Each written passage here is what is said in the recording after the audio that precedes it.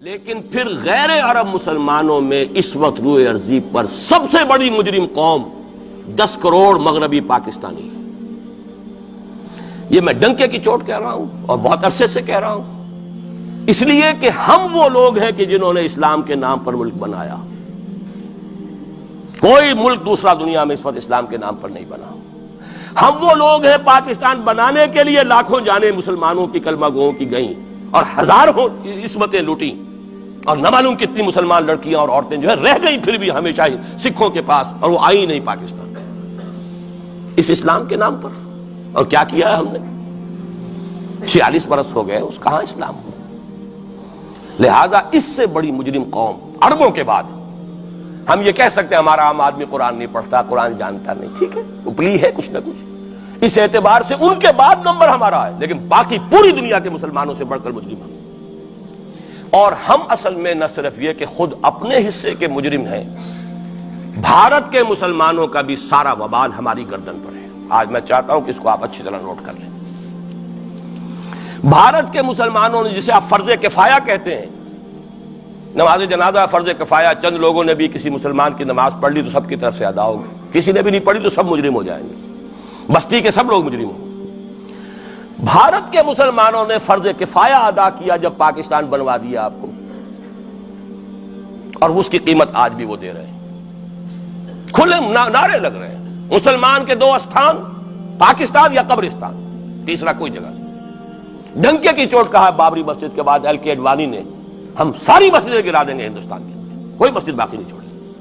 ڈنکے کی چوٹ، اعلانیہ، یہ سب کچھ ہو رہا، اور یہ نعرے تو نہ معلوم کب سے لگ رہے، اور نہ معلوم کب سے میں یہاں ان مسجدوں کے اندر بھی اور اپنی تقریروں میں غور کرتا رہا کہ کیا وہاں ہو رہا ہے، لیکن ہمارے تو کان پر جوں نہیں ریگتی۔ ہمارے تو وہی دھندے ہیں، وہی کاروبار ہے، اپنا بزنس ہے، اس کے سارے مسئلے ہیں، اس کی اپنی بلڈنگیں ہیں، اپنی موٹریں ہیں، اپنے ٹیلی ویژن ہیں، اپنے کئی کورسز کے ڈنرز ہیں۔ اللہ خیر صلی اللہ، ہمیں بحث کیا اسلام سے؟ تو بتائیے ہم سے بڑا مجرم کون ہوگا؟ آج جو کچھ ہندوستانی مسلمان پر بیت رہی ہے اس کا جرم ہمارے کندھے پر ہے۔ یہ میں جذباتی انداز میں نہیں کہہ رہا، میں تو 2 اور 2 4 کی طرح ثابت کر سکتا ہوں۔ انہوں نے فرض کفایہ ادا کر دیا، اور اس وقت یاد کیجئے مولانا ابوالکلام آزاد، مولانا مدنی، جمعیت علماء ہند کے علماء اپنے تقدس اور اپنے تدین اور اپنے تقوی کے اعتبار سے انکوسچنیبل، کوئی شک و شبہ نہیں ہو سکتا ان کی نیت پر اور ان کے تقوی پر اور کردار پر۔ انہوں نے کیا کہا تھا؟ یہی کہا تھا کہ یہ پاکستان بنا کر تم مسلمانان ہند کو 3 حصوں میں تقسیم کر دو گے۔ 3 میں کہا تھا، 2 میں نہیں، 3 میں۔ حالانکہ بظاہر تو ایک پاکستان بن رہا تھا نا، لیکن یہ مولانا ابوالکلام آزاد کے الفاظ تھے کہ 25 برس سے زیادہ یہ 2 خطے یکجا نہیں رہ سکتے، اور 25 برس کیا، 24.25 برس میں ٹوٹ گیا پاکستان، 25 برس پورے نہیں ہوئے، اور ان کے الفاظ تھے یہ کہ 25 برس سے زائد جمع نہیں رہ سکتے، 24.25 برس میں ختم ہو گیا۔ 16 دسمبر 1970 کو پاکستان ختم ہو گیا کہ نہیں ہو، 71 کو۔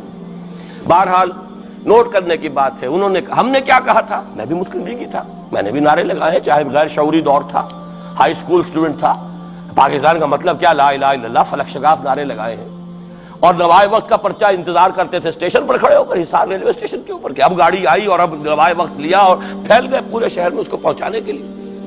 ہم کیا کہا کرتے تھے؟ جی نہیں، 2 طرف سے پاکستان جو ہے مضبوط پاکستان ہوگا، ہندوستان میں کسی ہندو کو جرت ہوگی مسلمان کے لیے کوئی میلی نگاہ سے دیکھنا بھی؟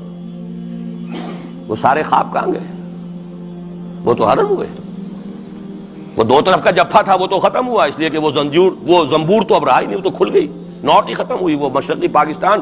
اور حال یہ ہے کہ آپ کی وزیر اعظم بنگلہ دیش نے یہ بھی پسند نہیں کیا کہ بابری مسجد پر جو بیان تھا وہ نواز شریف صاحب کے ساتھ مشترک بیان دے دیں۔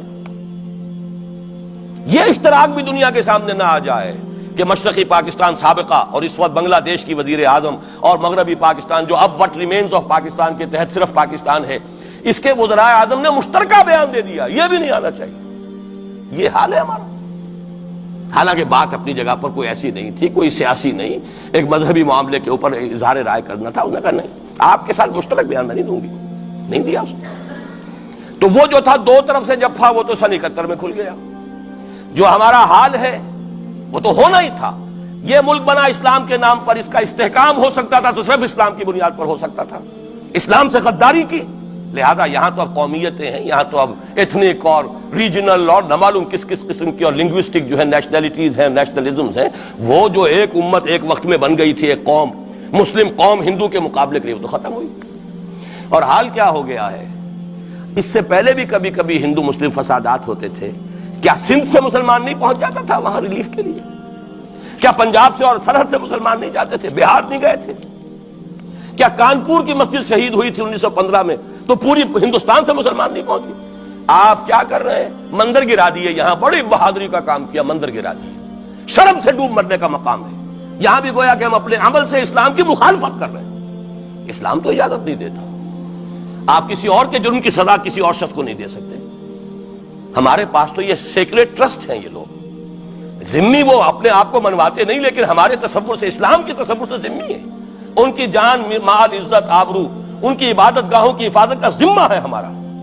ایک بڑی بہادری کی ہے، ذرا سوچئے تو صحیح کیا دنیا نے سوچا ہوگا، اور نتیجہ کیا نکلا؟ اگر کسی درجے میں بھی بابری مسجد کی شہادت پر کوئی دنیا میں کوئی رائے عامہ ہو سکتی تھی کوئی ہندوستان کے خلاف، ختم ہو گئی۔ جو انہوں نے کیا 10 گنا تم نے کر لیا۔ انہوں نے ایک مسجد گرائی ہے، تم نے اتنے 100 کہتے ہیں، پتہ نہیں مجھے تو معلوم نہیں 100 گرائے کتنے گرائے ہیں، بہرحال جتنے مندر تھے تم نے گرا دیے۔ فرق کیا ہے؟ ایک کردار ہے تمہارا، ایک ہی تمہارا اخلاق ہے، ایک ہی تمہارا معیار ہے، کوئی فرق ہی نہیں۔ بلکہ وہاں تو کم سے کم یہ تو رہا ہے، دنیا کی آنکھوں میں دھول ڈالنے کے لیے کم سے کم یہ کہ فورن منسٹری جو ہے اس نے ریزائن کیا، ہم نے مان لیا جی ہم نہیں کر سکے، ہم مجبور ہیں، حالانکہ سب ان کی اجازت سے ہوا ہے، بلکہ ان کی ملی بھگت سے ہوا ہے۔ لیکن یہ کہ کلیان سنگھ نے فوراً استعفیٰ دے دیا، منسٹری ختم۔ پھر وہ بھارت کی مرکزی حکومت نے اور بھی پارٹیز کو بھی بین کر دیا، اور اس کے بعد یہ ہے کہ انہوں نے حکومتیں بھی 3 اور صوبوں کی توڑ دی۔ وہ تو سرخرو ہو گئے پوری دنیا کی جو رائے عامہ ہے، ہم اس کے سوا کیا کر سکتے ہیں؟ ہمارا ایک دستور ہے، دستور میں جو بھی صوبائی حکومت ہوتی ہے اس کی اجازت کے بغیر ہم فوج بھیج نہیں سکتے۔ وہاں پہ صوبائی حکومت تھی، اس نے ہمیں یقین دہانی کرائی تھی، سپریم کورٹ کو بھی یقین دہانی کرا دی تھی کہ مسجد کو کچھ نہیں ہوگا، تو ہم تو اس کے اوپر ڈیپینڈ کر رہے تھے۔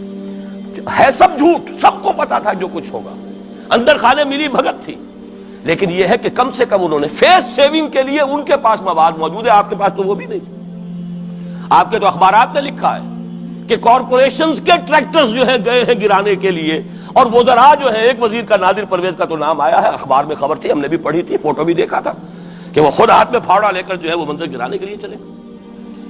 یہ جو صورتحال ہے جان لیجئے، اس وقت میں آپ کو بتانا چاہتا ہوں ہندوستان کے مسلمان پر تو جو قیامت بیت رہی ہے۔ میں نے اپنا ایک تاثر کچھ عرصے پہلے یہاں پہ بیان کیا تھا، رہا ہے میرا تاثر، اور وہ ہے اصل میں وہ لاسٹ سپر جو ہے انجیل میں جس کا تذکرہ ہے حضرت مسیح علیہ السلام نے جو آخری کھانا رفع سماوی سے قبل کھایا ہے اس باغ میں جہاں روپوش تھے اپنے حواریین کے ساتھ۔ تو اس میں یہ الفاظ آئے ہیں، میں نہیں جانتا صحیح ہیں غلط ہیں، وہ ایک علیحدہ بات ہے، کہ آپ نے وہ روٹی توڑی اور کہا کھاؤ، eat and this is my flesh, یہ میرا گوشت ہے، کھاؤ۔ اور اس کو کہتے ہیں وائن، کوئی مشروب ہوگا جو بھی ہوگا، ڈالا کہ پیو، drink and this is my blood. میرا احساس ہمیشہ یہ رہا ہے، اس کے بعد کچھ ماند پڑ گیا، جب یہاں مسلمان نے یہاں مارا ہے اور کچلا ہے اور زندہ آگ میں جلایا، پھر بات ختم ہو گئی، میرے دل کے اوپر سے وہ احساس ختم ہو گیا۔ وہاں ہندو کے ہاتھوں جب مسلمان کے ساتھ یہ کچھ ہوتا تھا، تو پھر جب میں کھانا کھاتا تھا محسوس کرتا تھا کہ میں ہندوستانی مسلمان کا گوشت کھا رہا ہوں اور ہندوستانی مسلمان کا خون پی رہا ہوں۔ یہ ہمیں عیش جو یہاں حاصل ہے، جو آرام حاصل ہے، جو ہمیں یہاں پر سہولتیں حاصل ہیں، جو معاشی اس کی کاسٹ پر ہے۔ تو میں جو کچھ دیکھ رہا ہوں وہ یہ ہے کہ ہندوستان میں تو قیامت، اب وہاں جو آفیشل فگرز ہیں 1000 1200 کتنے ہیں، لیکن کم سے کم 10,000 آدمی، اور اب یہ چین ہے فسادات کی۔ کل کے اخبار میں احمد آباد کی تھی، کبھی کہیں ہے کبھی کہیں ہے، اور واقعہ یہ ہے کہ تبصرے یہ ہو رہے ہیں کہ ہندو فنڈامنٹلزم از آن دی رائز۔ یہ جو کچھ ہوا ہے، جتنا بھی اس کے اندر ان کو گرایا گیا ہے، ان کی حکومتیں گرائی گئی ہیں، اس سے انہیں تقویت حاصل ہو رہی ہے، they are getting stronger and stronger.